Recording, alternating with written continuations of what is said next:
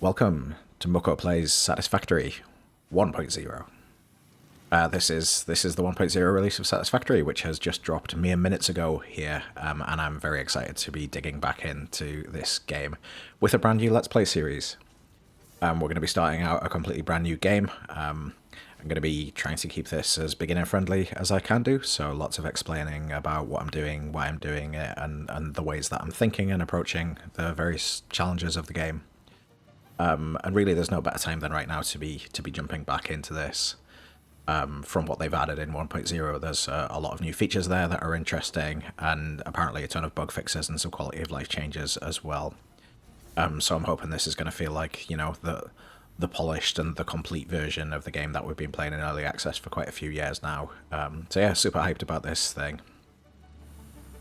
This is going to be a vanilla playthrough. I'm not planning on using any mods or doing anything drastically out of the ordinary here. I may make some concessions in terms of inventory size mods and that sort of thing as we get along. But indeed, some of the features they've added with the 1.0 release are meant to mitigate some of that friction, so we'll see how we get on. Let's jump on in. We're going to be starting a new game here. So let's call this YouTube. If you're brand new to Satisfactory, there are 4 starting choices that the game gives you here. It does sort of push new players towards these 2 options on the left. I'm going to be starting here in the Northern Forest, and in fact there's no wrong answers here with this. Some things about grass fields that make it good for people who are jumping in for the very first time actually make it a bit of a pain in the early game, so I'm going to be starting off here.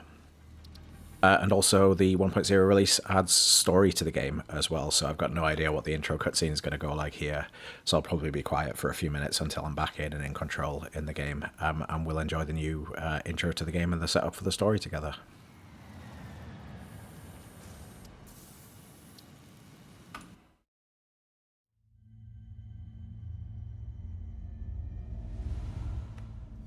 Separation from main transport complete. Group 8 delivered to Calistian region.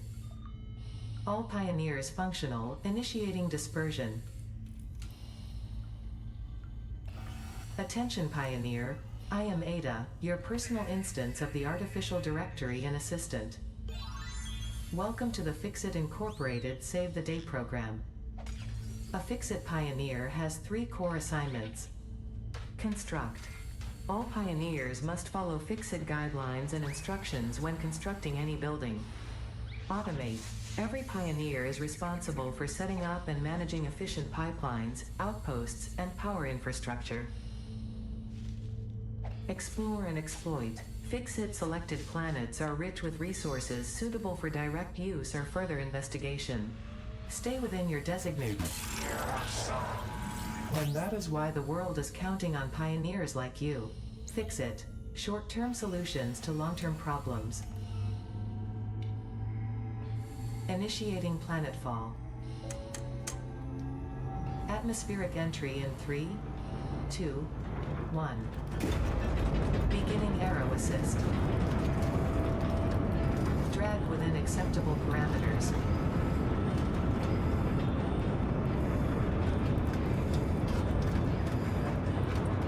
Descent phase begun. Decelerating. Deploying parachute. Deploying backup parachute. Skipping parachute. Landing phase begun. Activating retro propulsion.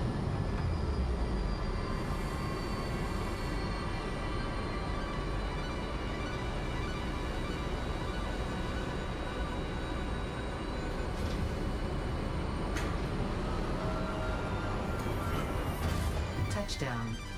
Planetfall complete. Drop pod integrity nominal. Omni-situational exploration suit nominal. Pioneer. Acceptable.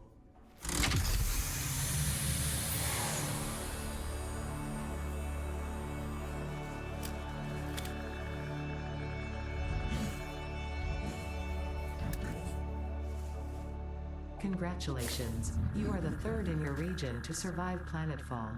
Welcome to Massage 2, AB-B, in the binary system of Akicha. Loading objective-based introduction. Begin onboarding. First contact safety tool supplied due to presence of alien megafauna. Adhere to Fix-It procedure and equip the Fix-It Inc. Xeno Zapper before leaving the drop zone. I probably should, because this certainly seems like there's some megafauna going on here. I assume it's not scripted that this guy's right here when you land. Fix-It Incorporated is cost-effective and efficient. We do not waste. The drop pod will be recycled to construct the first stage of the habitat and utility base, often referred to as the hub.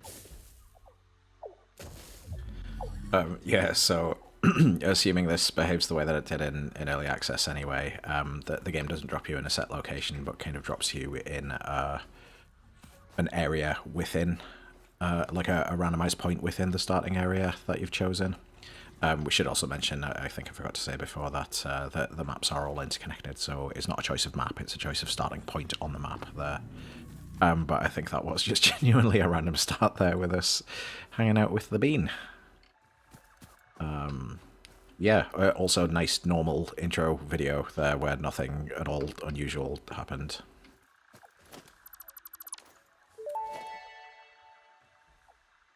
Next objective. Use the resource scanner to find and collect additional iron to be able to build the hub. If you cannot find iron, be assured scans of the planet have revealed sufficient iron sources.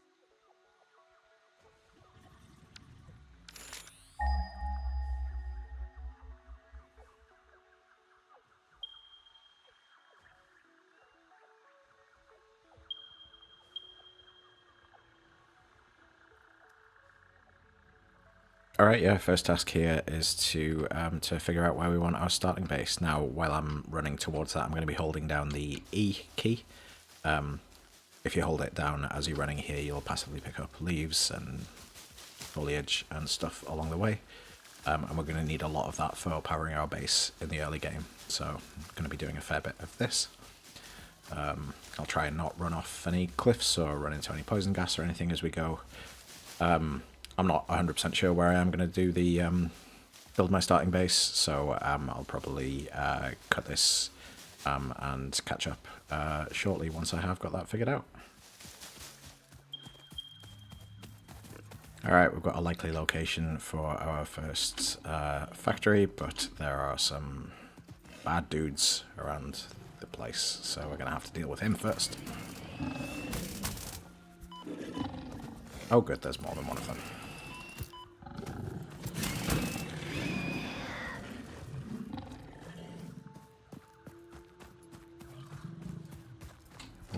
Oh, there's the other one.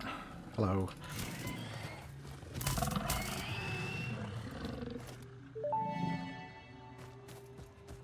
Samples of new alien species acquired. Notable features are blunt teeth, suggesting it is herbivorous, and a thickly plated skull and spine, suggesting it is proficient at inflicting and receiving blunt force trauma. Preserve the remains for later study.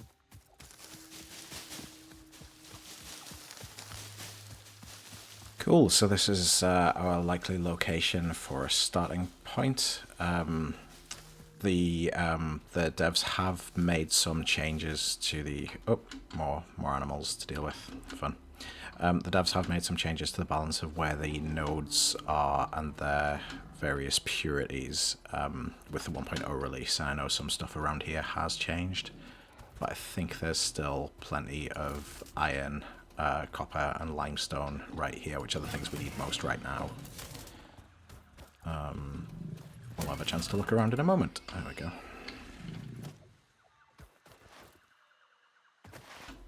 Any more? I wouldn't be surprised if there's another guy hanging around here. They tend to congregate around nodes, especially good ones.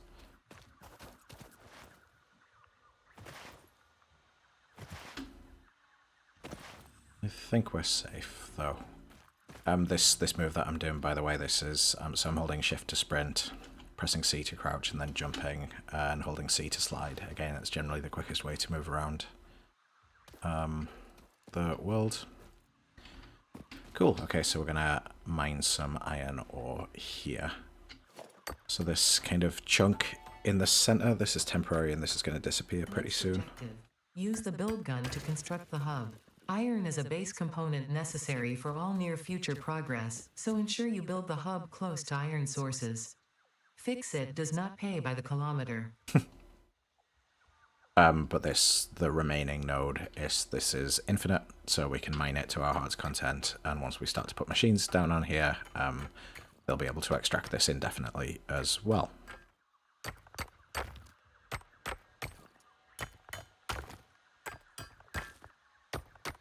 You might notice my health in the bottom left there. I took some hits from those hogs, but it is slowly recovering on its own. I think it recovers all the way, or most of the way now. It's earlier in early access, it only used to recover you 3 blocks, I think, and you used to have to find healing items for the rest. Looks like it might have stopped there now, actually. I've played most of my early access in passive mode since they added that as an option. But wanted to go back to the vanilla experience here, which does include combat. So we'll see how we get on with that.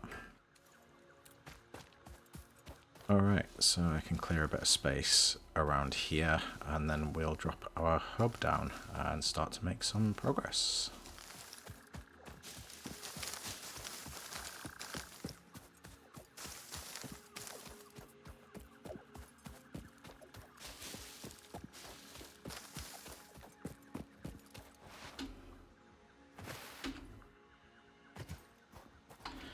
Okay, so... oh, I am still recovering health there. I can see it's kind of ticking up slowly. Cool. So yeah, this is the hub. I think I want it to be this way around. I think that on the right hand side is where we'll end up getting power from.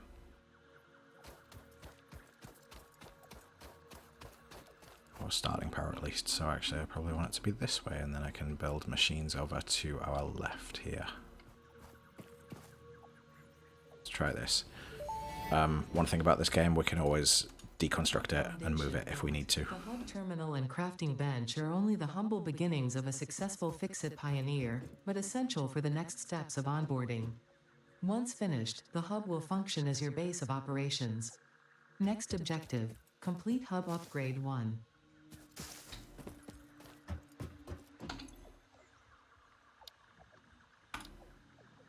Okay, so we need 10 iron rods for that, and we're going to get these as rewards: the equipment workshop, a portable miner, and a hand equipment slot.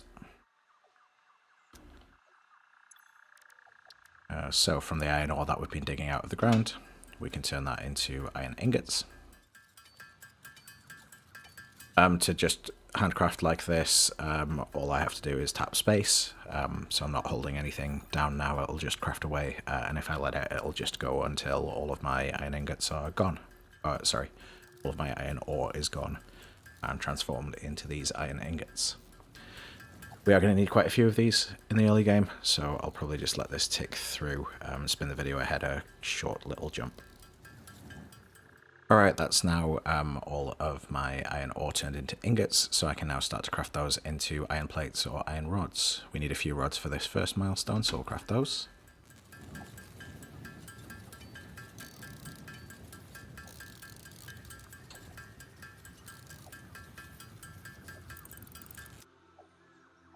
Drop them into the hub, and this will let us unlock the next upgrade. Hub Upgrade 1, Storage and Frame, completed. Equipment like the portable miner can now be made in the workshop. Congratulations on completing your first milestone, the first of many providing access to new recipes and technologies for the Fix-It mission. Next objective, complete Hub Upgrade 2. Okay, so we need 20 rods and 10 plates for this, and we'll get an automated smelter and the beginnings of a power network, and we'll start to be able to use copper resource as well.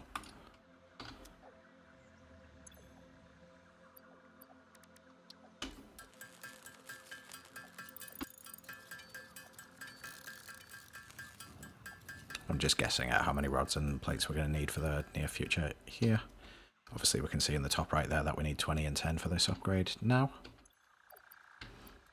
I'm just using control and click to transfer as many as it'll take there. You can also double click on stuff to transfer back and forward. And now we have a proper building. Upgrade 2, Power and Shell, completed. The smelter can turn raw ore such as copper and iron into ingots, and the biomass burner generates power when fueled. Fun fact, most of the native flora and fauna is compatible with Fixit technology. Fueling the biomass burner with inappropriate materials will result in deductions or even cancellation of your yearly bonus. Next objective, complete Hub Upgrade 3. Okay, so we've got this storage crate down here as well. I can use that to drop in anything we don't need in the immediate future, like these hog remains and this wood. Upgrade 3, we need some plates, some rods, and some copper wire. And we can also now craft the equipment workshop. So if we drop that down here, just using the mouse wheel to rotate anytime I'm placing something down. This will let us build a few things, including some of these portable miners.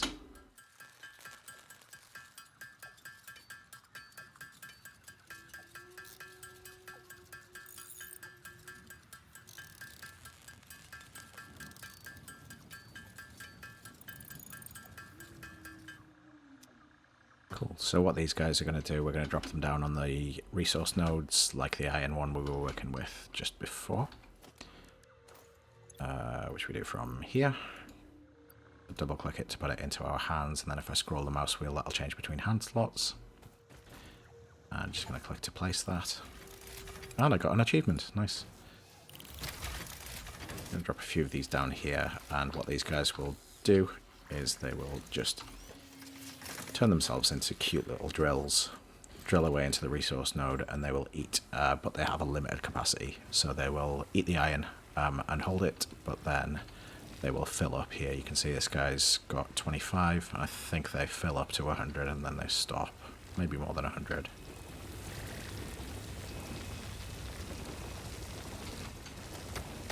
Meantime, there's nothing stopping us from mining away ourselves as well.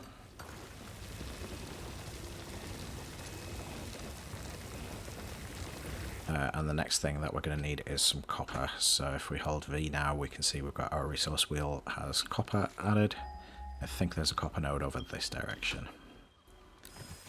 There's likely to be some bad dudes hanging around it, so I should get ready to do a little fighting.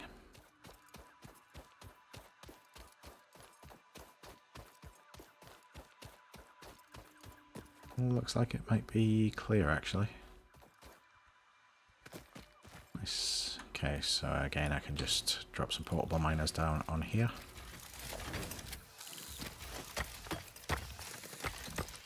I'm just going to get rid of the big chunk in the middle, because when we get to automated miners, I'll need this out of the way.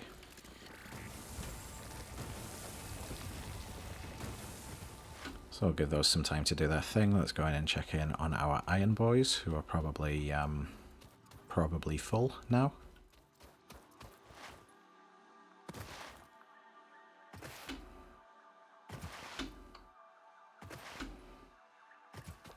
So yeah, you can see their storage buffer's now full, so they've stopped working.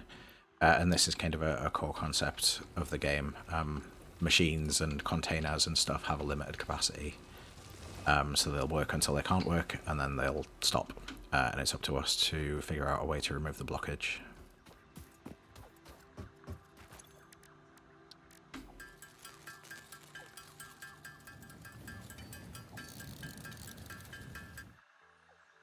Alright, that's enough plates and rods to get us to the next milestone.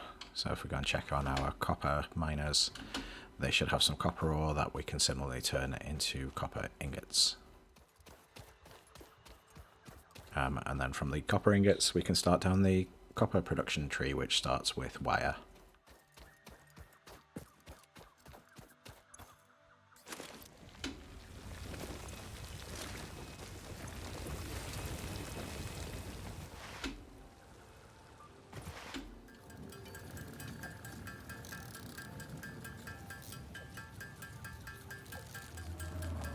Okay, so we've got quite a few copper ingots here, so we can start to turn those into wire. And that will also give us the opportunity to make cables. So cables like a two-stage construction, you turn copper ore into copper ingots into wire, then wires into cables. And we're going to need both wire and cable pretty soon here.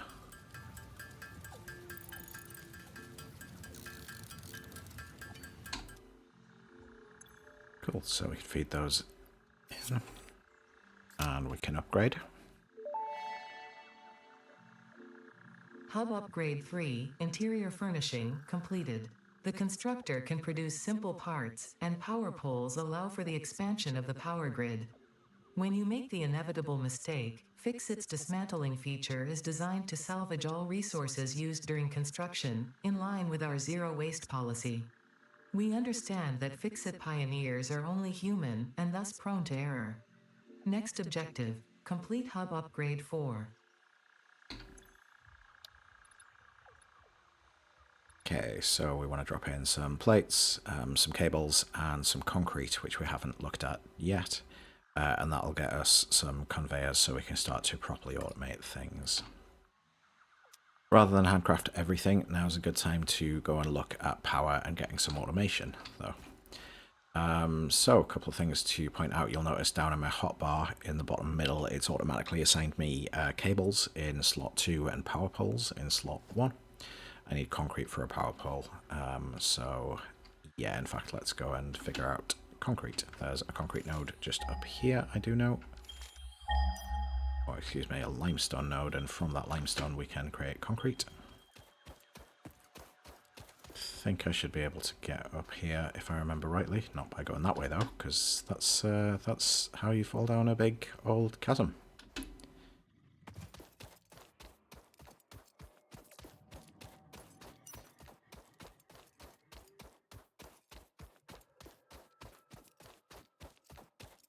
Nice, I was expecting there to be some nasties up here as well, but doesn't seem like it.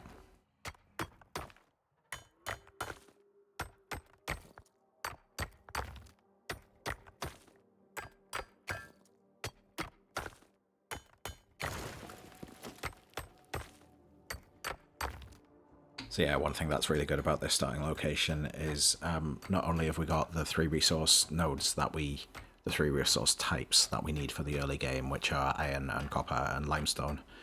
They're all pure nodes as well, which doesn't make too much of a difference while we're just digging stuff out of the ground like this. But once we start to get some automated miners down here, we'll get higher yields based on node purity. So pure nodes are the highest of the three node tiers. You've got normal nodes, pure nodes, and impure nodes. So this is a really good starting location for getting up and running and tackling the early game with relative ease. And there are pros and cons, of course. I think one of the things that I did to balance out this start was to move some of the early mid-game nodes further away, but by the time we hit that, we'll have better automation set up for doing things like building belts that can transport resources over long distances and that sort of thing. So yeah, this is still a fantastic place to start in my book, but we'll see how we get on.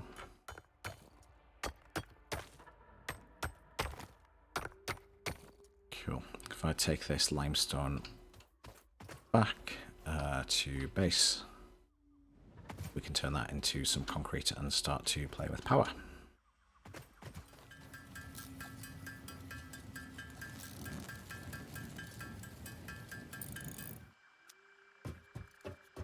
Okay, so now that we've got some concrete, we can place power poles down, and what power poles let us do is to take our one connection from our one current fuel source, which is our biomass burner here that's built into the hub, and translate that out to multiple different machines. We don't actually need to place the power pole ourselves. If we place the power line, which I've done by pressing 2 to get my hotbar there, and that's just a cable product, we can also see it in here. Then, as soon as we hover over the ground, it'll automatically place us a power pole. And the power pole has up to 4 slots on it, so we could power 3 machines off this one power pole.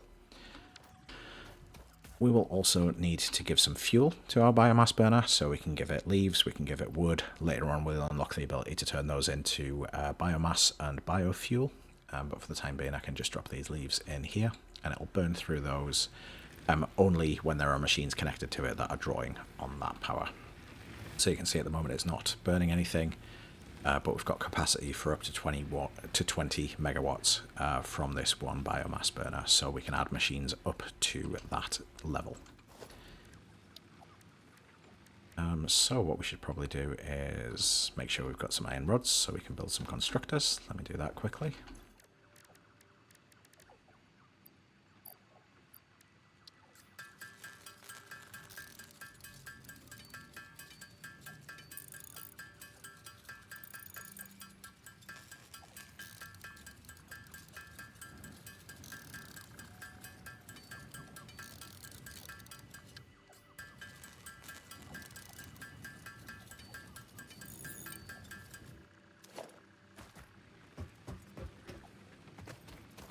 Okay, so we should place some smelters down. Smelters take the ore and turn it into ingots.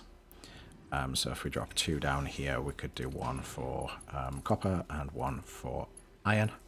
Still going to have to manually feed the ore in, but it's at least going to save us the job of smelting those down into ingots ourselves. So yeah, just control click here and it'll drop in the iron and start to burn that down.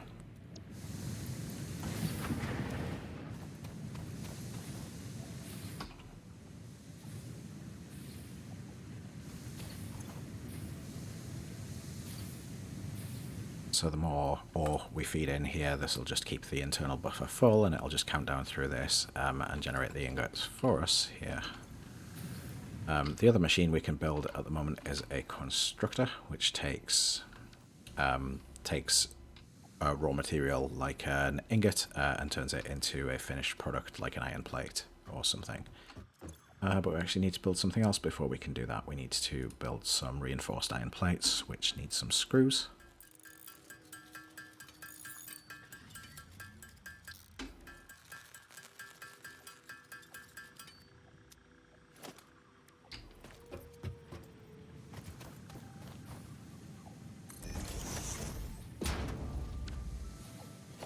Now we could power that off the same power pole, but that uses our 4th power pole slot. So what I like to do instead is, once I've used 3 of the 4 slots, drop down another power pole here and just run that off as a spur, and then that means we can add more stuff. We're still quite limited in terms of how many machines we can add here. If we take a look, our max consumption if all our machines were running would be 12 megawatts, and we've only got capacity for 20.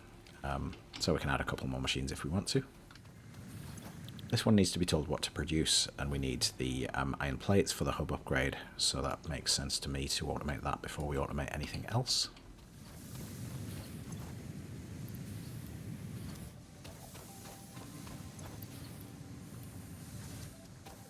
And I should grab some more iron ore here for our smelter.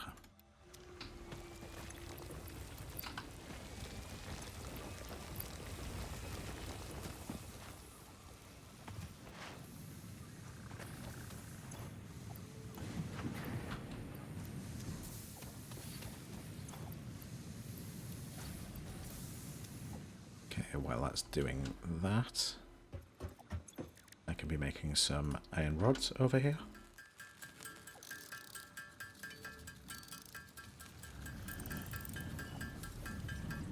And I can make an extra few screws to make an extra few reinforced iron plates, and that will let us drop down another couple of constructors.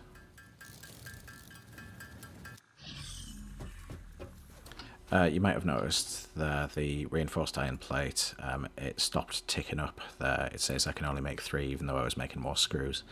Screws aren't my limiting factor right now, it's more iron plates that I need to make those reinforced iron plates. So I'm just going to grab these here. And I'll just feed these guys while I'm over here.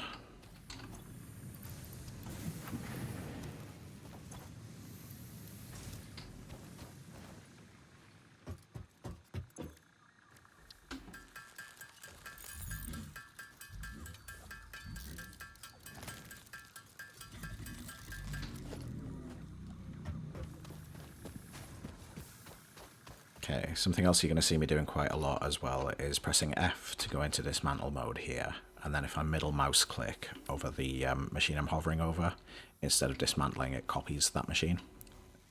Then I can just place another one right down next to it. It's quicker than constantly going into the build menu, where there's already the type of machine that we want to use. Again, these guys need a recipe, so if I set one going with rods and one going with wire, and then I can give this some copper ingots. And grab some iron ingots from here. The copper, no matter. Iron ingots from here.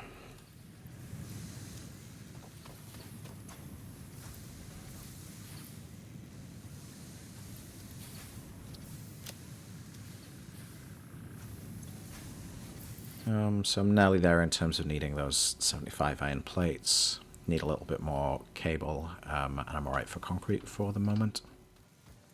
Once this constructor has given us some wire, we can handcraft that into cable.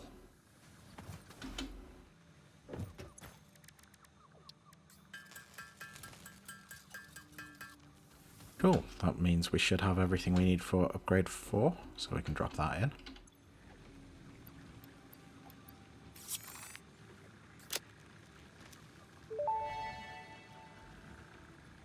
Hub Upgrade 4, Landing Platform and Utilities completed. Conveyor belts connect the output of one building to the input of another and transport resources. Due to past incidents, I have been asked to issue a clarification. Portable miners, obviously, do not have a connection for conveyor belts. There is nothing to suggest, visually or functionally, that they can be connected to portable miners. If this is something you struggle with, do not worry. Fixit has alternative uses for all their pioneers. Next objective, complete Hub Upgrade 5. Okay, upgrade 5. We need 75 iron rods, 50 cables, and 20 concrete. So it's starting to up the amounts of stuff that that it's asking for here as well. This will give us Miner Mark 1, which allows us to do a full automation, essentially, of a resource coming out of the ground, going onto a conveyor belt, into a smelter, out of the smelter onto another conveyor belt, onto a constructor, and so on. So we're still going to be doing a bit of manual handcrafting and stuff to get us through this phase. But once we hit this point, this is where we can start to see full chain of automation. Right now, we could do some stuff with conveyors, but it's not super worth it. So we'll stick a pin in that idea for the moment, I think.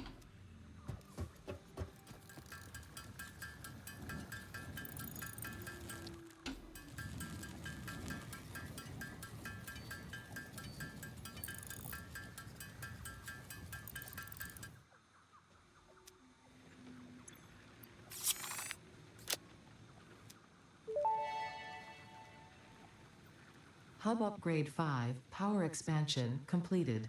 The miner, unlike portable miners, can be connected to conveyor belts and requires power to function. Caution: as you expand, the energy demand of your production may exceed the capacity of your power grid. The onboarding program was established because Fixit pioneers often experience memory issues after planetfall. If you are experiencing nosebleeds, nausea, existentialism, or an itchy scalp, there is no need for concern. This should pass within 5 to 7 workdays. Next objective, complete Hub Upgrade 6. Okay, so we need quite a volume of stuff for the next one. That gets us additional biomass burners, which will let us expand our power grid, and the space elevator, and biomass as well, which is like a slower burning, more efficient use of leaves and wood. Cool. Well, this one gives us another biomass burner built into the hub. So this is an extra 20 megawatts, so this will let us expand what we're doing with automation quite a bit. And obviously, as Ada mentioned, we've got the ability to make permanent miners now as well. So what we're going to do is grab these portable miners. This will give us the resource that's inside them. We don't lose that when we pick these guys up, and we need these portable miners in order to create the standard miner. Cool. So in production, we've got a new Mark 1 miner here. It takes a portable miner, it takes some iron plates, and it takes some concrete, but luckily we've got all of those things. So we can drop this on this resource node here. We can also now create conveyor belts. You might see those down on my hotbar. They're also in here in logistics. Mark 1 conveyor belts transports up to 60 resource per minute. They stand on conveyor poles, or they just connect a machine directly to the other. You need the conveyor pole if you're going over any sort of distance, or if you want to change the height of that stuff.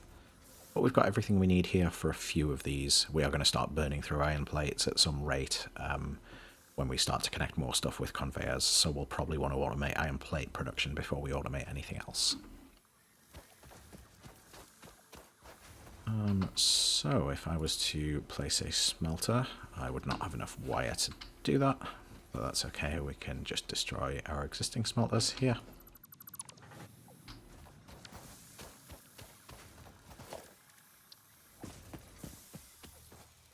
Now I want to run a straight line conveyor from the miner into the smelter, and if I hold control, you'll see it snaps and gives me that guideline here. That lets me know it's nice and in line and shows me the path that resources are going to travel as well. They've changed the UI for that in the 1.0 update. I think it's a smart change to kind of show the direction of travel rather than just show a flat line on that stuff, which is good. Both of these boys need power. This is going to get a little messy, but that's fine. This needs a recipe. And this should spin up and start doing its thing automatically. I'm going to grab some more wire from here so that I've got that. And then really, we probably want to clear down what we've got here. That was our power grid blowing up there. Not blowing up, just becoming overloaded because I am silly and I did not connect the second biomass burner to our grid. So we added more machines than we could get away with. You can see here our max consumption is 25 now with all the machines we've built, and our capacity was only 20, so that's not good. Give this some more fuel while I'm here, give this some fuel while I'm here, and now we've actually doubled our capacity, so this should fire up and be nice and happy.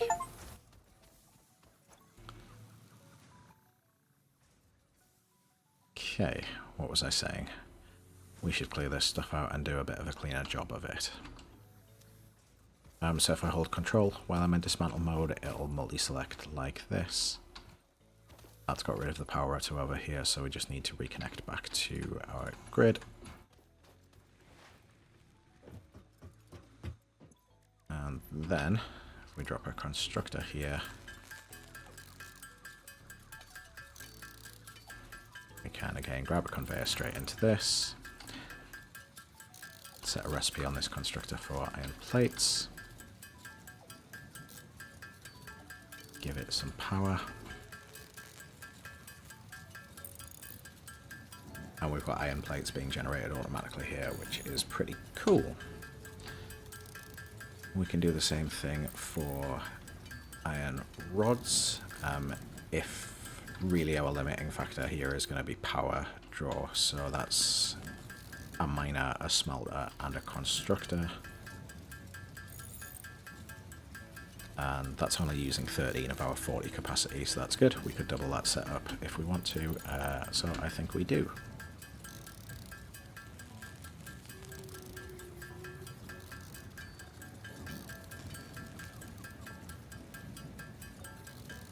We're just doing the exact same thing here, dropping the machines down, holding control to make sure they're aligned, grabbing our conveyor belts off our hotbar to connect them all together, making sure they've got power.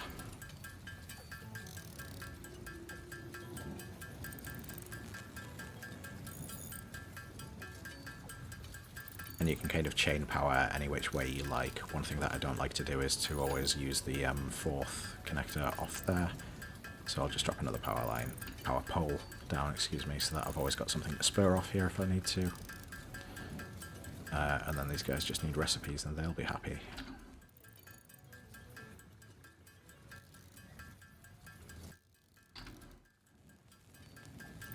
The other thing we can do, because it'll take a while for this guy to fire up, is if we've got the raw resource in our inventory, we can just drop it into the buffer of this machine. And we can do the same thing over here. Might as well, because we're not really going to be handcrafting very much iron going forward, now that we've got full automation of it. In fact, anything we've got left over, like this spare iron ore, we can just drop into the bin here to get rid of it. What we do want to do is just actually go down and start portable mining on this limestone over here.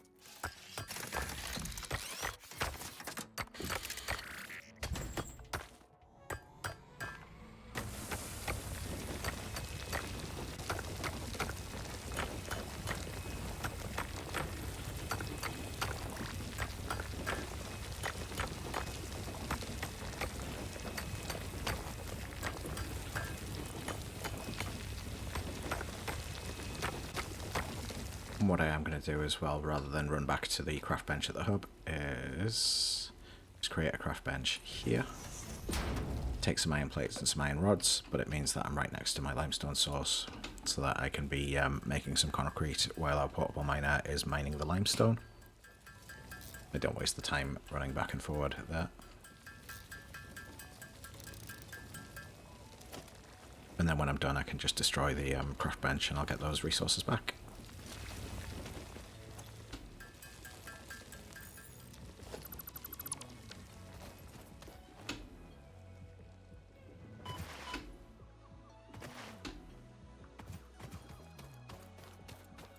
Cool, and in the time it's taken me to do that, I expect we'll have nearly the iron rods and iron plates that we need here.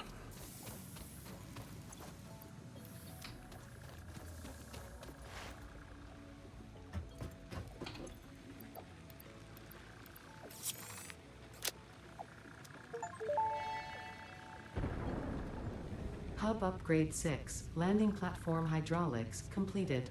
Freighter landing initialized. Congratulations, you have completed onboarding and achieved the absolute minimum skill level required of a Fixit pioneer. Fixit looks forward to your future achievements, because a future with Fixit is a future with you. Tier 1 and 2 milestones are now available in the hub, and biomass burners can now be built individually. Your first official objective is to initiate project assembly by building the space elevator. This objective will take a significant amount of resources, so Fixit recommends getting to work. Yeah, I have been standing around inefficiently for literally seconds there, so fair. Cool, so this is, we're into the kind of main phase of the game, past the intro here, really. So one thing that's worth pointing out is we've got tier 1 and 2 available to us at this point, and we can actually go for these objectives in any order, unless, for example, something like this requires a resource that we don't have access to just yet, which I don't think any of them do in the first couple of phases. But in terms of what we're going to want, we're definitely going to want foundations pretty soon. But for me, logistics is the best thing to go for first, because it gives us conveyor splitters. And that solves a problem we've got right now. Because if we go and take a look at this very simple 1-to-1-to-1 setup with the miner into the smelter into the constructor, one thing we should notice is that the miner is actually capable of pulling out 120 iron ore per minute. The smelter only takes in 30 per minute, so we've got up to 90 per minute that's actually being wasted over here. Now we are limited through belt throughput anyway with our tier 1 belts, but these can carry up to 60 per minute. So what we could do is in fact grab of this 120 here, conveyor it out straight into a splitter and send it to 2 smelters, and then we'd be making more efficient use of it, and that's what I want us to do sooner rather than later. Hence going for logistics before we start to think about foundations and some of those other tier 1 objectives. So to get that logistics, we need 300 wire, which we Very nearly have. We can just do a little bit more handcrafting over here. The reason I'm doing a bit more than the 300 we strictly need for this milestone, by the way, is you quite often need just like small amounts of these basic resources as you're building machines, running power lines and that sort of thing. It just pays to have a few extra on hand, in my experience. And while we've been talking and thinking there, these guys have still been running, producing plates and rods, so we might have everything we need to do this right now. Just.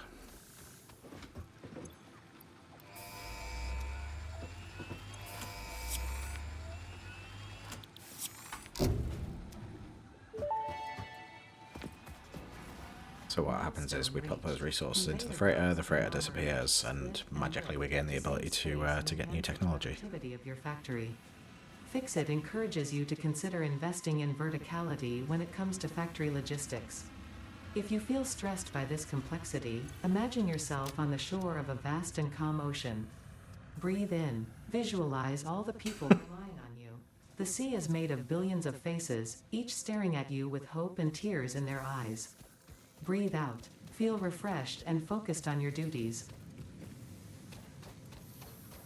Okay, sure, no pressure. Right, so what we're going to do is scrap this existing setup here.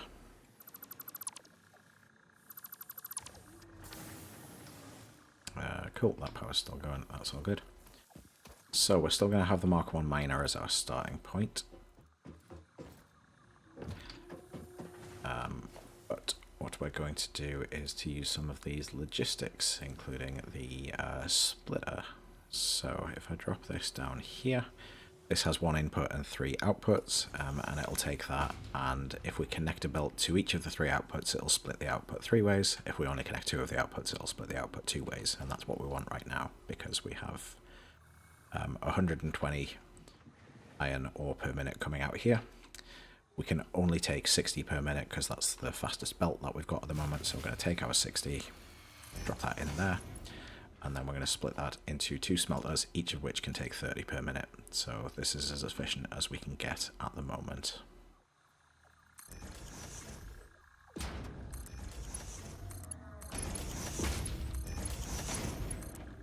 Each of those will need power.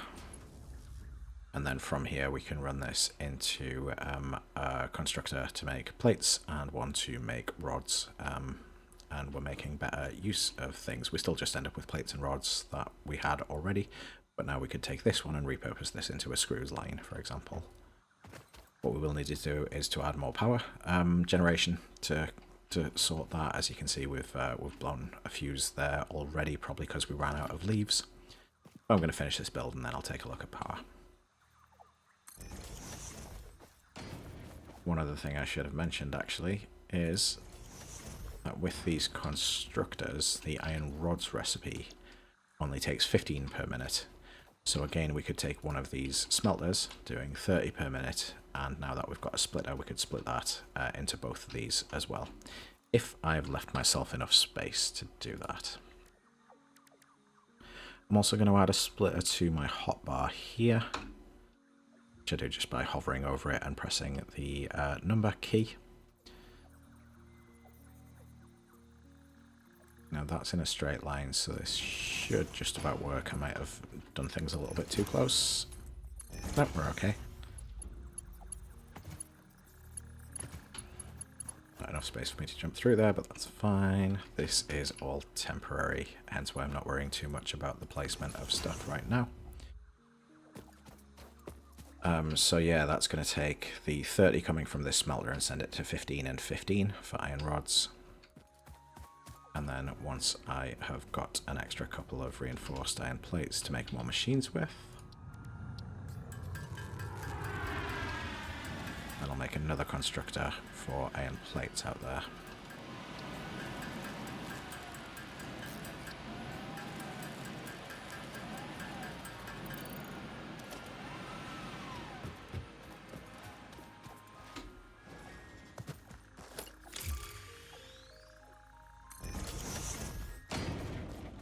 Now this is 30 coming from this smelter per minute. And the iron plate recipe takes 30 per minute. So this one we can just do as a 1-to-1, so no need to split this. This can just run in a straight line. Okay, so we've got iron plates and iron rods being constructed over here. We could set up another run here, but we don't really need that right now, so I'm going to get rid of this and get some resources back.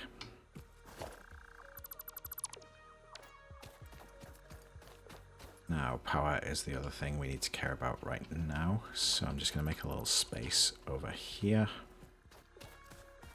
Grab a few more leaves and things as I'm going.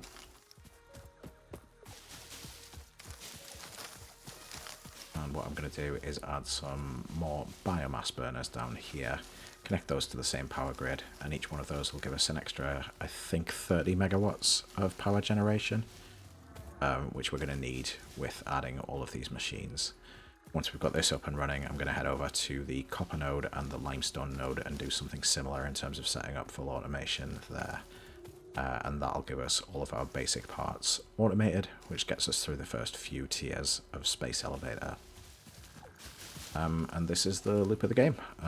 Once, you know, we've got these basic parts, we can then use them to unlock the next tiers of technology, and those will help us to make more complex parts, and so on and so on. Okay, in the power menu, we've now got the option to build biomass burners. Alright, you can automate into these now, that's new. Cool, not going to worry about that for the moment. Just going to drop this down, we'll drop a few of them next to each other.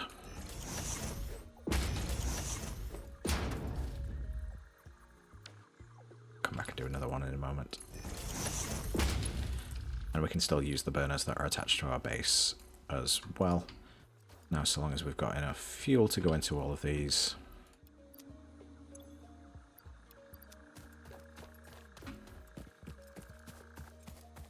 And this should let us do quite a bit in terms of powering machines. So we've got capacity for 100, so each of these big biomass burners does 30 megawatts, and each of the two on our base does 20, so that's our 100 there. Our max consumption at the moment is 12, which doesn't sound right. I think I may have done something funny with the power grid here. I think I might have not connected up our smelter and miner.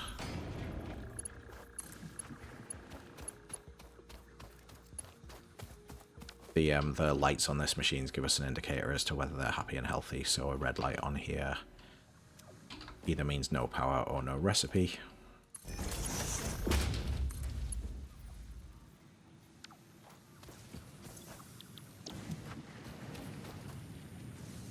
And the green lights mean everything is currently running. Yellow means it's set up correctly. It just isn't working right now. In this case, it's because it's waiting on that input. You'll see that light go green in a sec. There we go. Cool, so that's us up and running with basic iron production. The only other thing that I would really want to automate off the back of this is to add another constructor. And to have that doing screws. I've not done the neatest placement of these here, so I think I'm just going to turn this round just so that I don't end up painting myself into a corner. So screws take 10 iron rods per minute and generate 40 screws per minute. This guy over here is creating 15 iron rods per minute. If we wanted to, we could add a splitter and take the other 5 off somewhere, but that's probably not worth the effort right now, so we'll just do it this way instead.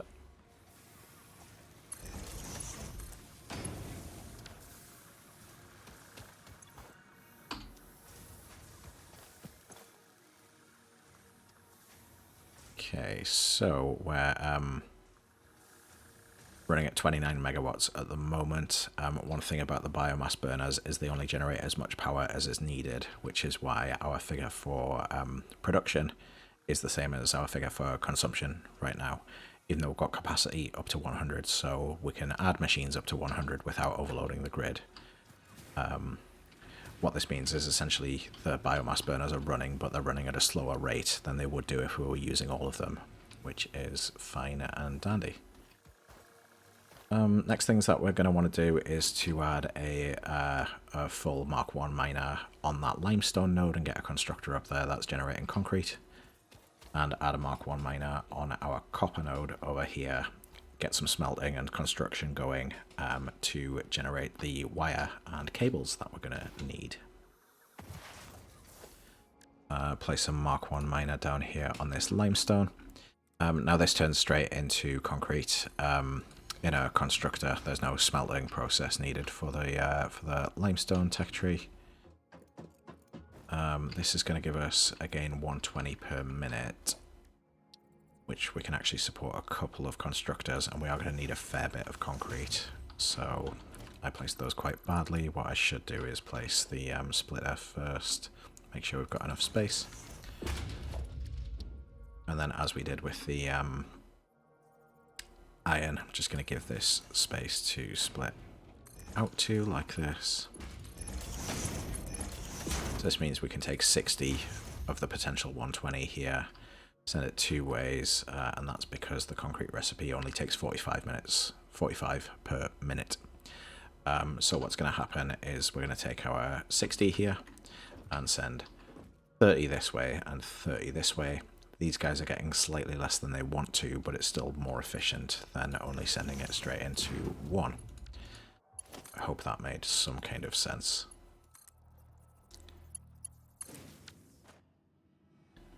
And what we can do as well, to make life a bit easier as it's coming back down, I'm just going to do some hotbar management here. I don't know why I thought I want my splitter on 6. I want it on 8. This is purely just personal preference as to what you put where. By the way, I'm just going with what I'm used to using. Is instead of dropping a splitter, we can drop a merger. So what I'm doing here is just holding the E key, and that pulls up this radial wheel. You can also tap E, and it'll just cycle through the available options. And it's like doing that per class of building, I guess. So, for example, if I had the constructor selected and I hold down the E key, that's the only construction building I've got right now, but when I've got assemblers, they'll also show as an option here, and manufacturers and so on and so forth. So chuck this in here. The merger works the opposite way that a splitter does. It's got 3 inputs and 1 output, and it essentially takes them and combines things onto a single line. So what we'll get is the output of both of these machines, so long as the belt capacity can handle it, which it should, because we're only getting not even 15 per minute from each of these machines. Remember, these 2 machines are going to be starving a little bit. So yeah, so long as the combined output of the 2 machines is less than the throughput of the belt, which is 60 per minute, then this will run fine and it won't back up at all. And what I'm going to do is just send this over here towards my base, so that I don't have to keep running up here when I want concrete. Pretty soon we're going to unlock the ability to have conveyor belts feed into storage, and so I'll drop some storage down here and make it nice and easy to grab the concrete when we want it.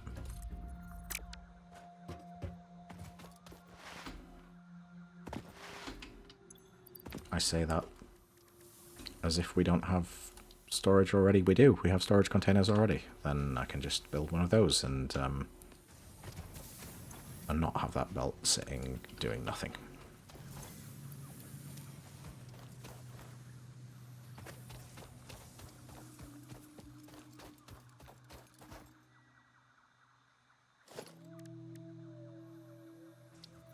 So if I drop a storage container down here,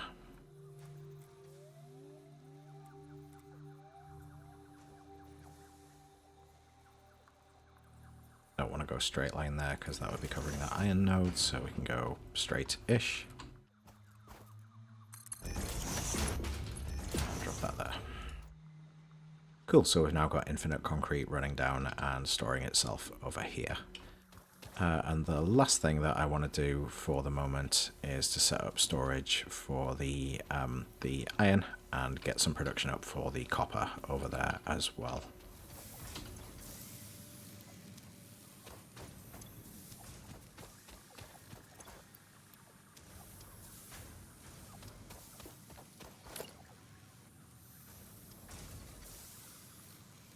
I shouldn't worry about placement right now. I'm going to tear all of this down in a minute once we've got foundations anyway.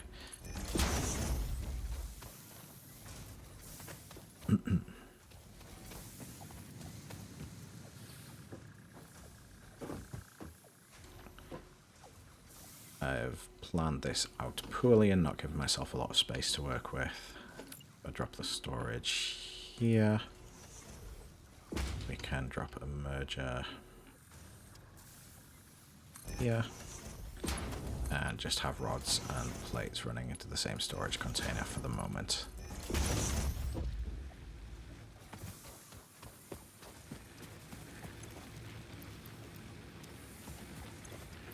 I'm going to have to go and run out and get some more fuel for these things, I think.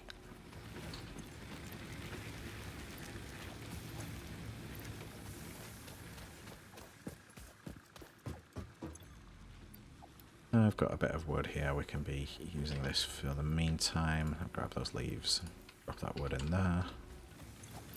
Give you those leaves. Cool. Let's do a quick setup of copper then.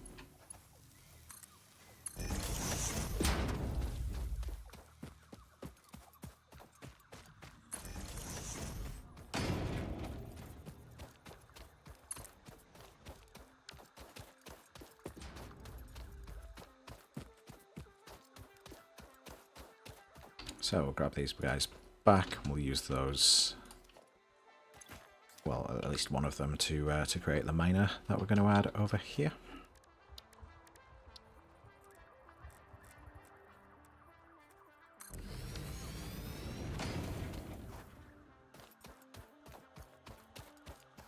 So again, this is going to give us up to 120 per minute, but we don't have a belt fast enough to extract that at the moment. So we'll get 60 instead, which is our belt limit. And just like with the iron, these smelters for copper can take up to 30 per minute each. So we're going to split the output as soon as it comes out of the miner here and send it to both of these.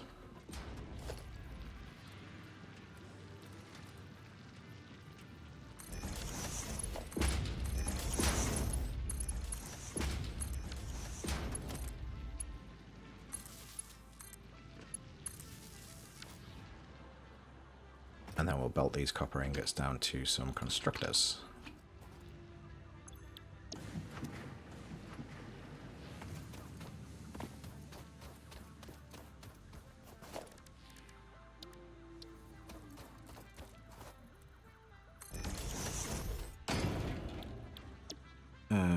So 15 per minute comes in and gives us 30 wire.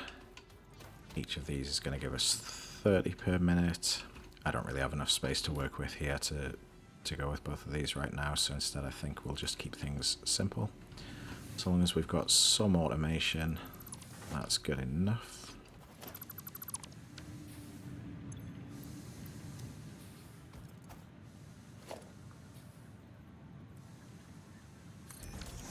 I realise this is a very ugly, very spaghetti build at the moment. That's fine. This is, as I say, temporary. Once we've got foundations as an option, all of this will get refactored. And just need to grab some more iron plates to build the conveyors over here.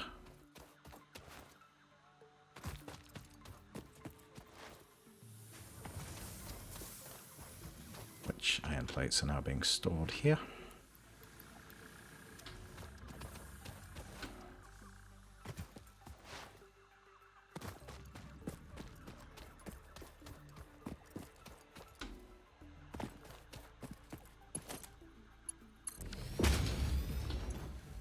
Okay, you're making wire, you should also be making wire, and then we'll add one more constructor in front of this to make cable from one of those.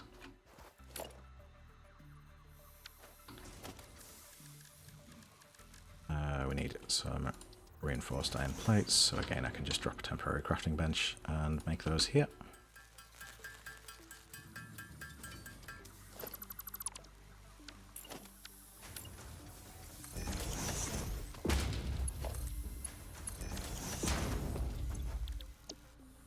This 160 wire per minute, it's only going to be getting 30 right now, so it's just going to be running at 50% efficiency. But that's fine. Our main goal right now is to just automate some of these basic parts. Not worried too much about it being the most efficient thing in the world, because like I say, this is it's all going to get torn down before too long. Hopefully I've left myself enough space for a merger there. I don't think I have. I think that power pole's in the way. Let's try that again. Merger, going that way. Storage container sitting here.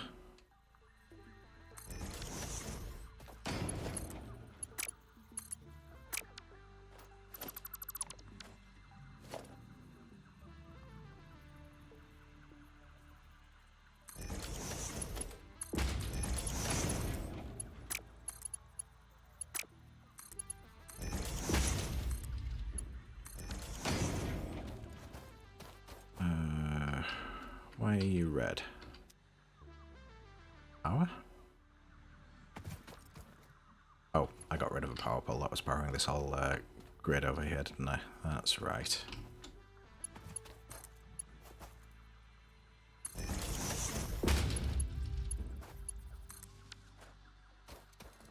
Cool. Well, that's an incredibly messy build, but no matter, it's doing what we need, which is generating the basic copper parts and storing them. And over here we've got concrete, nearly enough to meet our milestone.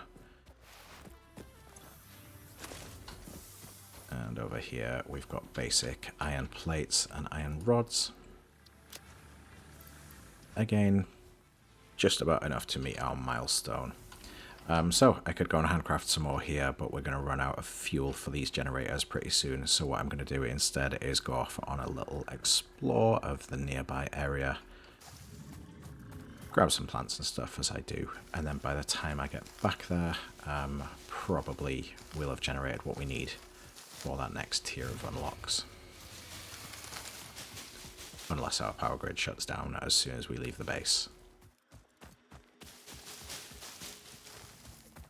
Cool, that's probably enough resource gathering.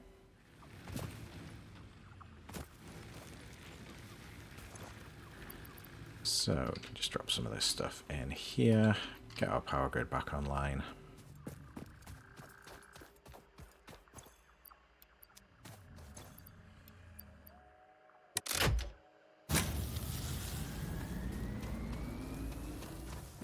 And we should be just about there in terms of stuff we need for the next tier of base building.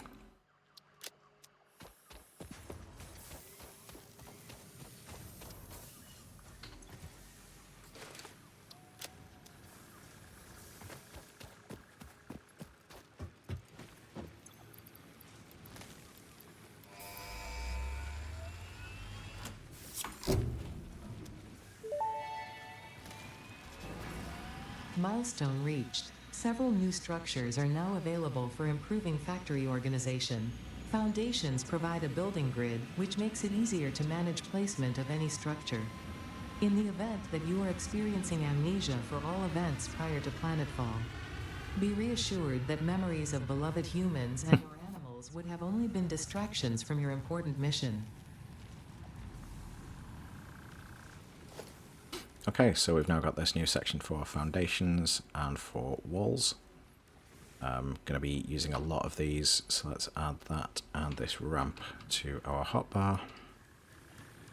And that seems like as good a time as any to call this an episode. We've got some basic automation up and running. The next thing to do is to get a bit of a grid going down here, expand our power network some, add some more machines, and bring some order to this chaos. But this has been a good start, so yeah, pleased with progress so far. So we'll leave it there, and yeah, we'll catch up next time as we go on to the next stage of Satisfactory. Cheers all.